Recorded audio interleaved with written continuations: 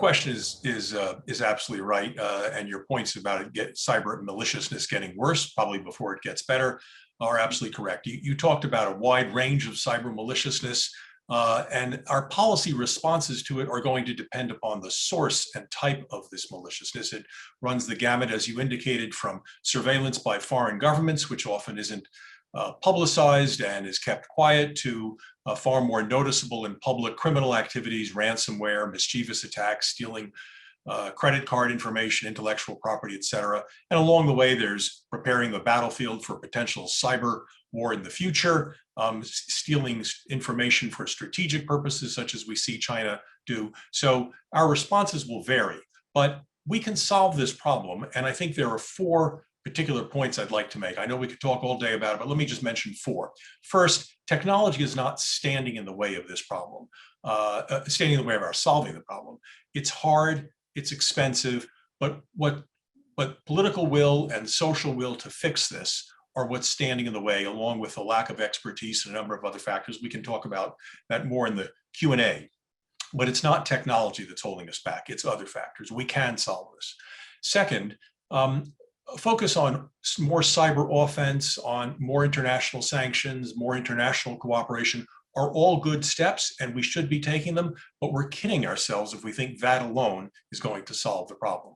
What will make a big dent in the problem is getting the kind of information and ability to get that information quickly about hacks and attacks currently underway so that we can stop them in their tracks will be what's effective in ending this plague here.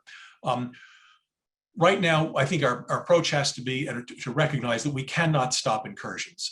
A sophisticated adversary is going to get in your computer somehow, but we can limit their effectiveness, we can stop it from spreading. One way we need to do this, and my final fourth point, is that we need to close the gap in our legal architecture, our pre-cyber architecture. Our foreign adversaries are aware of this gap. They know that there's no government authority, there's no government agency that has a general domestic cyber monitoring authority. I'm not suggesting that we should have one, but there is a gap there, and our foreign adversaries take advantage of it. They legally hire and rent out virtual servers or real servers in the United States and use those as a launching pad, as a staging ground to undertake their cyber maliciousness against American computers, both government, businesses, individuals. So right now, just very briefly, when the NSA, my old agency, found out about cyber maliciousness that was occurring on the United States soil, we handed that off to the FBI, who, with a bit of luck, was able to get a search warrant if they had probable cause. It would take a few days, or maybe do some less intrusive action. But in any event, by the time they got around to doing it, and they were doing it as quickly as they could, the adversary, China, Russia, Iran, had already jumped and was moving elsewhere. So we need to have a new authority granted to the FBI, which I believe is the right place for this. I advocated this in an article in Politico a few months ago, a new authority for the FBI to engage in hot pursuit, where they have specific information about foreign malicious cyber activity that has come on shore to injure us.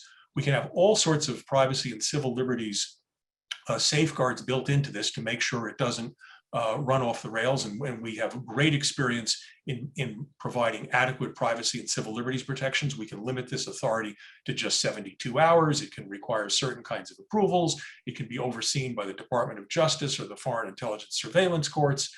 We can put limits on the kind of data it's needed. The data would be it could be collected rather, and require that the data be deleted promptly, et cetera. So we can have a whole suite of protections. And what this would enable the FBI to do is see an attack as it is occurring and be able to prevent it from spreading, because they'll be able to see what other computers the Russians or Chinese or whoever are going after and stop it in its tracks. That will make a big dent, and there's a way to do this. The alternative of doing nothing is to let these foreign adversaries run through our American computer architecture, and that's not acceptable.